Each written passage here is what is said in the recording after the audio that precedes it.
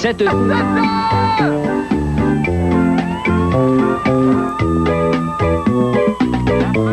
du monde est à 7 heures, annonçait le téléviseur. La fin du monde est à 7 heures.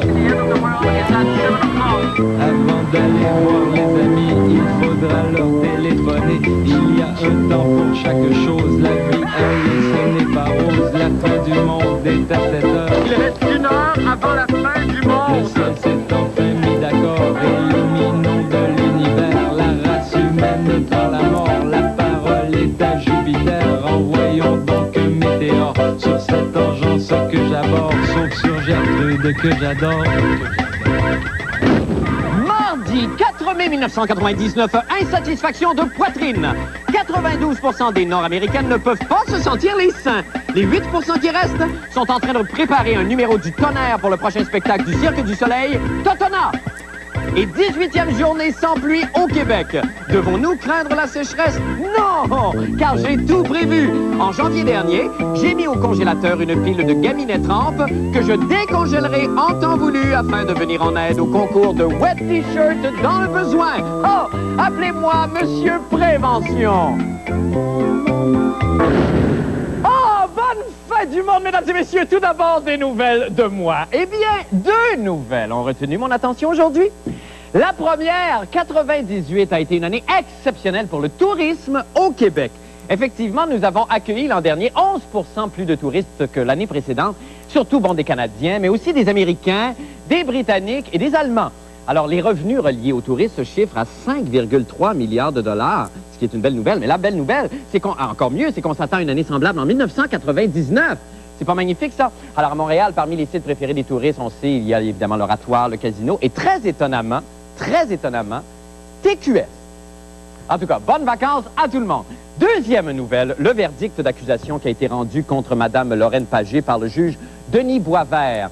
Et qui a suscité évidemment énormément de réactions dans la presse écrite aujourd'hui, entre autres notamment de la part de Franco Nuovo dans le Journal de Montréal et de Mme Lisiane Gagnon dans la presse. Monsieur Nuovo, pour sa part, réfléchit davantage sur le processus judiciaire qui a mené le juge à l'accusation plutôt que sur le délit lui-même.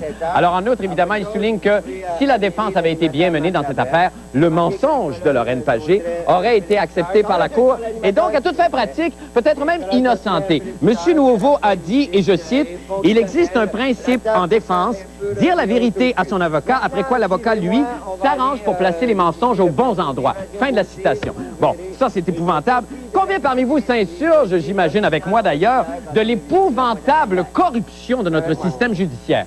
Alors, ce que résume finalement M. Nuovo, c'est que le mensonge à sa place peut être même être célébré en justice lorsqu'il est défendu adéquatement. Et cet état de fait est totalement abject. En tout cas, moi, si j'étais législateur, j'entreprendrais immédiatement une sérieuse et profonde remise en question de notre système législatif. Bon, évidemment, aussi, on parle de Lisiane Gagnon dans la presse qui, de son côté, ne remet pas en cause la décision du juge ni le travail de la défense, mais s'attarde plutôt à tenter de, de décoder la psychologie de Mme Pagé au moment de son cambriolage et décortique les espèces de ressorts psychologiques féminins versus les ressorts masculins lors du magasinage en général. Alors, elle soutient entre autres dans un long segment de son éditorial que la femme n'a pas les mêmes réflexes ni le même schéma de fonctionnement que l'homme lorsqu'ils sont confrontés à l'état de magasinage. Elle dit comprendre, ou à toute fin, du moins, concevoir les arguments de Mme Pagé, contrairement aux hommes qu'elle connaît, qui réfutent, eux, tous les arguments de l'accusé, les jugeant pour le moins incohérents. Ce qui, évidemment, l'amène à conclure qu'à la rigueur, et je la cite, instinctivement, j'aurais donné le bénéfice du doute à Mme Lorraine Pagé, mais ce n'est pas ce qu'a fait le juge, et c'est le juge qui décide. Fin de la citation de Mme Pagé. Alors, en conclusion, évidemment, on peut réfléchir et on peut débattre de ça éternellement, mais on peut dire ceci, que ce soit légitime ou non, une société a ses codes, et qu'on le veuille ou non, nous devons tous agir en individus responsables. Bon. Après ça, évidemment, vous me direz qu'on ne peut pas être sérieux ici à la fin du monde et qu'on n'est pas capable d'avoir des opinions qui comptent. Moi, ça me met en beau bougie quand j'entends des affaires de même. Je viens hors de moi. Et tout ça à propos d'éditoriaux. On ne prend pas le recul nécessaire pour pouvoir réfléchir intelligemment à ce qui se passe autour de nous. Bon, je me calme. Maintenant, pour les nouvelles de la fin du monde. Parlons de Toton. Selon les résultats d'un sondage publié dans le Journal de Montréal aujourd'hui, 92% des Nord-Américaines sont insatisfaites de leur buste. Franchement, moi, là, quand j'entends des choses pareilles, ça me glace le sang, ça. Ne pensez-vous pas que s'il y a tant de problèmes avec les bustes dans le monde, c'est qu'ils ne se sentent pas appréciés? Plus que jamais, écoutez bien, là, plus que jamais, les poitrines ont besoin d'être soutenues. Par exemple, ma mère, quand elle était contente de ses seins, elle les amenait au restaurant. Bon, ben vous le croirez peut-être pas, là, mais son sein droit vient de publier son premier recueil de nouvelles et son sein gauche va obtenir son diplôme de commercialisation de mode en juin. C'est extraordinaire, mais c'est de même. Quand on se force un peu. N'empêche, 92% insatisfaites de leur poitrine, c'est beaucoup, beaucoup de femmes. Jean-René Dufort est allé vérifier la véracité de ces chiffres. On écoute. Selon un sondage publié dans la Gazette des femmes, 92% des femmes seraient insatisfaites de leur poitrine. La fin du monde, connaissant mon grand intérêt pour le sujet, m'a demandé d'enquêter. Alors moi, je trouve que 92%, c'est très fort. On m'aurait dit 60, 70 à la limite, j'aurais pu y croire, mais 92%, j'ai beaucoup de difficultés à acheter ça. Est-ce que c'est un chiffre réaliste? C'est une recherche américaine, mais nous, on travaille depuis des années à faire des animations auprès des femmes, et effectivement, beaucoup de femmes ne sont pas satisfaites de leur sein.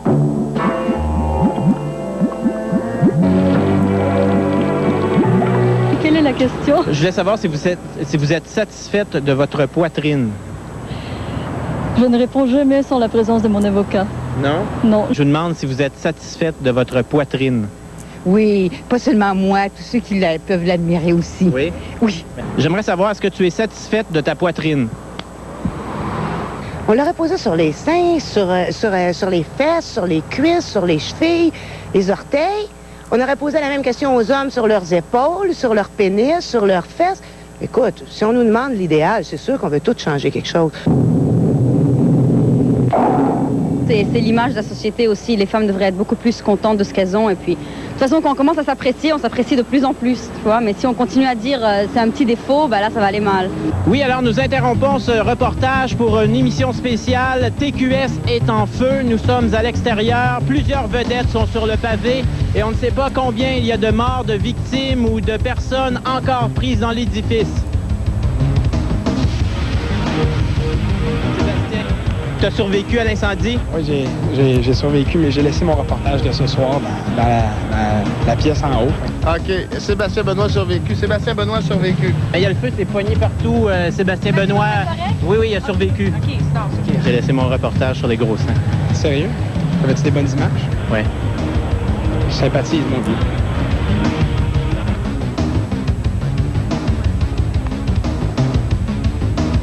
Le drame est tellement immense que Benoît Tranche-Montagne est sur les lieux. Il y a le feu où il y a un gicleur qui fonctionne mal et là, les pompiers sont perdus devant le panneau à savoir qu'est-ce qui se passe vraiment. Est-ce que ça va passer à scène de crime? Je sais pas, hein? Merci. Vous avez sauvé la vie, merci. All right.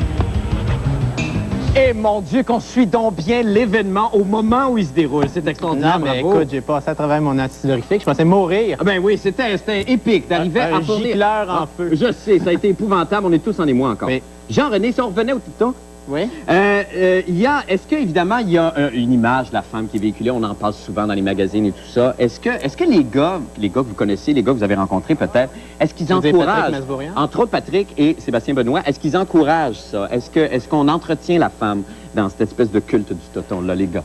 Ben, il paraît que non, mais on m'a dit qu'il y avait déjà, et c'est les deux intervenants qui m'ont dit ça, qu'il y a déjà eu des gars qui ont offert à Noël des implants mammaires à la femme. On n'est pas sans tâche, mais la mode non plus n'est pas sans tâche. Mais il paraît que maintenant, les femmes sont beaucoup plus libérées. Et le 92% a été contesté. D'accord.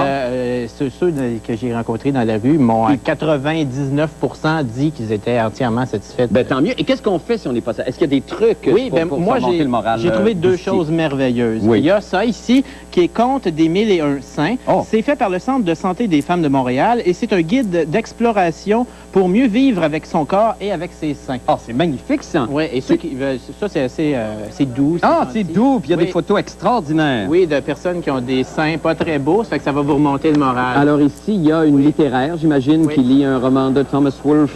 C'est ça. C'est magnifique. Et j'ai ça ici, si ça vous intéresse. Pour ceux qui veulent pas lire, oui. Il y a dans Éco-Vedette, vous procurez ça, et c'est une poitrine de rêve en dans 15 jours seulement. Alors, c'est la crème Bustaform. Oh! Oui. Alors, on frotte notre poitrine pendant 15 jours. OK.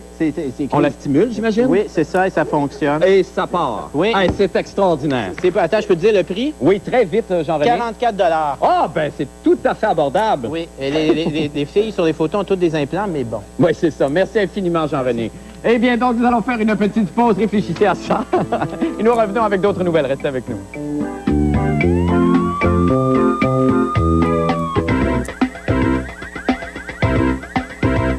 La fin du monde en bref. Bon, un autre signe avant-coureur que l'apocalypse est à nos portes, comme on vient de le voir dans le reportage de Jean-René. TQS a aujourd'hui été la victime innocente d'un sprinkler fou qui a causé un vent de panique chez tous les valeureux employés de la station.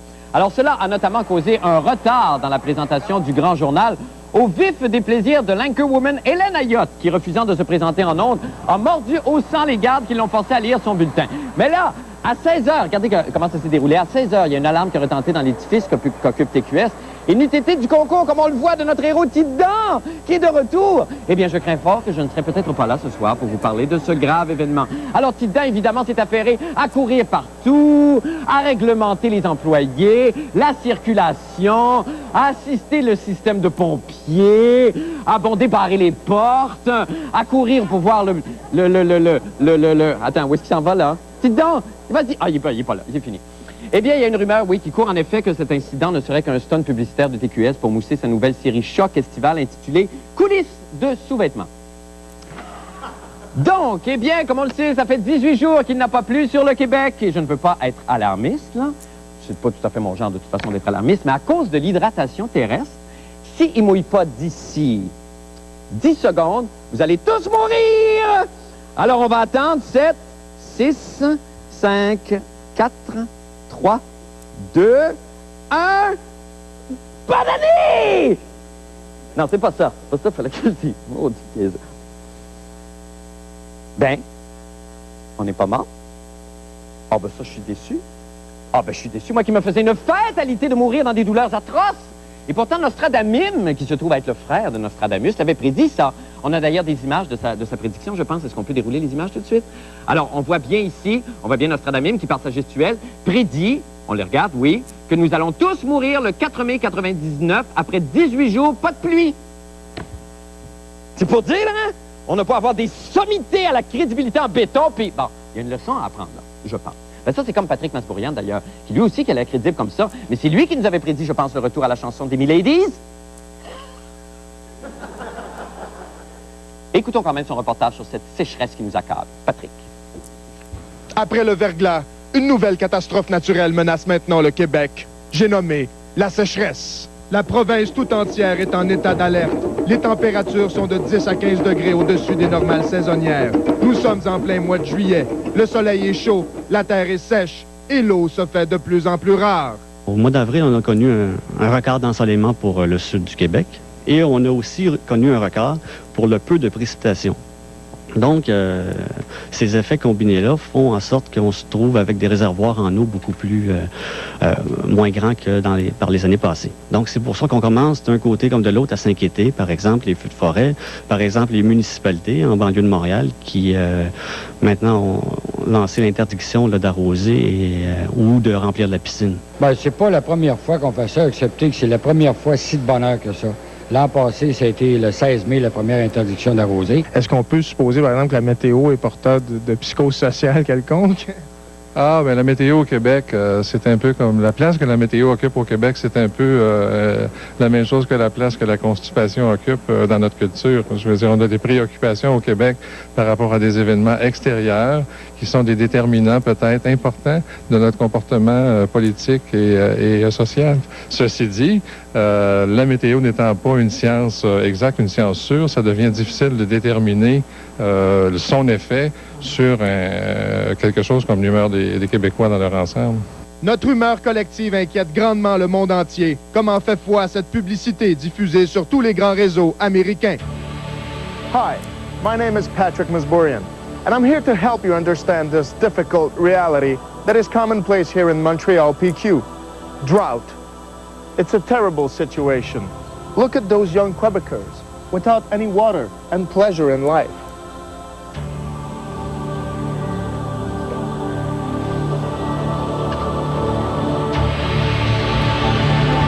You can make a difference. Please, help us. You can send water, but we prefer cash. Mais pour améliorer notre humeur à tous, prenez donc exemple sur moi et faites la danse de la pluie. On ne sait jamais. Patrick Masbourian, tout nu sur le Mont-Royal. Bon, Patrick, bonsoir! Salut, man! Ben, bravo, Patrick.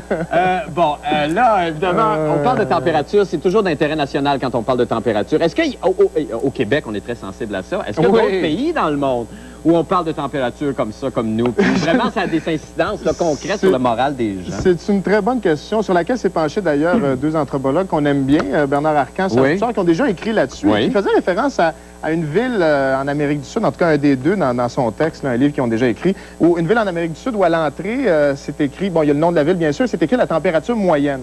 Alors qu'il fasse quelques degrés de plus ou de moins, on s'en fout complètement. D'accord. Évidemment, on peut peut-être dire, et ça évidemment, si c'est une ville équatoriale, c'est une chose, mais ici, on a quand même des très gros écarts. Là. On a l'hiver, l'été. Et c'est peut-être ça qui explique le fait qu'on porte un intérêt assez grand là, à la météo. Mais il semble-t-il que c'est croissant, cet intérêt-là. Oui, puis il y a des études qui ont été menées apparemment par des médecins psychiatres qui dénotent un effet là, concret sur le moral des gens. Les jours où il fait plus sombre, où il fait plus froid, ben là, on sait que le novembre, tout ça, les suicides, tout ça, mais même au niveau température quotidienne, je pense qu'il y avait un exemple que vous vouliez... Le médecin qui intervient dans notre reportage, lui, il dit que c'est difficile de mesurer réellement jusqu'à quel point il y a une relation de cause à effet. Il dit que c'est plutôt l'idée, les gens, bon, t'es de mauvaise humeur, tu vas rendre les autres de mauvaise humeur autour de toi, puis c'est plutôt l'idée qui va finalement faire en sorte que tu es réellement de mauvaise humeur. Mais une étude sérieuse en Israël démontre qu'il y a un vent là-bas, désertique, qui affecterait réellement l'humeur des gens. Parce que c'est un vent qui transporte des ions positifs ou négatifs. Je ne sais plus trop. Il y a des perturbations physiques, etc., etc. Alors peut-être qu'on pourrait faire une étude sérieuse ici. Bien, certainement, c'est une suggestion que nous allons donner à Patrick. La proposition est lancée. Merci beaucoup. À tous nos psychologues, psychiatres, médecins et compagnie. C'est ça. Allez danser sous la pluie. On s'en va faire une petite pause. On revient avec la fin du monde des sports. Restez là. Eh bien oui, nous sommes de retour maintenant avec M. Paul pour la chronique des sports dans sa toute nouvelle invention. Vous étiez peut-être pas là la semaine dernière. C'est la deuxième fois qu'on vous la montre ce soir à TQS. C'est une invention de Paul et d'Anne. Oui, non, c'est surtout une invention du service d'ingénierie. Surtout d'ingénierie. Et ça s'appelle comment déjà? Le Delta Multisport 2000. D'accord, Delta Multisport 2000. Mais c'est terminé à partir de ce soir puisque les Japonais ont acheté effectivement la machine et notre brevet. Et nous serons, Anne et moi, millionnaires. C'est extra! Ça va être commercialisé sous le nom de Ikasu 2000. Ikasu 2000. Et ce sera disponible au Québec d'ici dans 2001-2002. Et comme Marco le soulignait, ça peut devenir un nom aussi puissant et prestigieux que Kleenex, Frigidaire. Frigidaire, Skidoo. Et combien de Skidoo? On va dire, as-tu ton Ikasu? Vous avez remarqué que nous avons ajouté une machine à popcorn pour l'amateur de sport. Et je vous invite à la faire démarrer maintenant. Oui. Parce qu'on pourrait effectivement se faire du popcorn. Et voilà. Ah, c'est magnifique. J'attire votre attention sur les rétroviseurs à l'arrière. Ça, c'est nouveau, ça? Oui, qui nous permettent de pouvoir suivre à la fois l'écran qui est ici. Oui. Comme vous voyez ici, cet écran. D'accord. Juste ici, comme ça. Et les deux écrans arrière. Ah, en même temps, on a une vision périphérique, un peu comme Wayne Gretzky. Et, exact. C'est bien, ça marche. Oui. Nous avons ici ajouté un bouton sur le clavier qui nous permet de déclencher à tout moment les VTR, c'est-à-dire les images, les extraits vidéo qu'on va vous présenter. Et tel que promis ce soir... Ça marche pas. Ça marche pas. Ça s'en vient. Ça va. Excuse-moi. Ça va. Et les extraits vidéo que nous avons ce soir de Lancer compte de Next Generation. C'est extraordinaire. La première séquence vidéo, vous allez voir Karl Marotte dans le rôle de Pierre Lambert qui engueule Michel Forgette dans le rôle de Guilbeault, le directeur général, en tentant de vendre son fils au National de Québec. On regarde, on y va. C'est vous, Marc, le premier. Ah, je suis très honoré. On regarde le premier extrait. Salut, Guilbeault. Si c'est pas Pierre Lambert. Tes troubles sont finis avec le National. Je te présente Pierre Lambert Junior. Il commence à l'automne avec votre équipe. Ben voyons, Pierre, il a 11 ans, ce gars-là. Champion compteur à Tomsic et Devils de Lachenay. J'ai même pas fait ça à son âge. Pierre, prends donc une retraite méritée. Le National a plus besoin de toi. Après tout ce que j'ai fait pour le club, t'es un esti de chien sale, Guilbeault. Tu mériterais que je te mette mon poing d'en face! C'est excellent! Oui, ensuite, Pierre Lambert s'éprend d'une jeune comédienne qui s'appelle Marouchka Merrill et qui va jouer le rôle d'une jeune Russe. On regarde cette scène de séduction de Lancer compte de Next Generation. On y va? Petrogina, c'est une drôle de coïncidence. Ma mère aussi, c'est une Russe française qui vit à Québec. Oh, Petrouchina, est-ce que j'ai le goût de t'embrasser? Non, Pierre, je ne peux pas, je suis astrophysicienne. Oui. Et la dernière scène. Bon! C'est bon, hein? C'est des roches, seulement. Oui, je sais, quand ça va être monté, c'est bon! Et la dernière scène, Pierre Lambert s'insurge du fait que le National de Québec a été vendu et transféré à Orlando, en Floride. Oh, ça va être bon! On y va. Go, go, go! Sacrément, Ginette. Quand je pense qu'ils ont osé déménager le National de Québec à Orlando, avec un nom d'équipe de FIF, les Flamingos. Ça se peut-tu? Le club de Mickey Mouse. T'es qui, toi? Oleg Babinov. Un goaler russe. Je me demande comment ça va finir, cette maudite série-là. À découvrir en 2001 à TQS. Bravo. Ben, merci regardez, infiniment. Nous avons amélioré la mobilité. Oh, wow! Voilà. On peut le faire tourner encore. Oui, dans l'autre sens. Wow, ça va faire une petite pause et on revient avec la météo. Restez avec nous. Merci tout le monde. Bravo.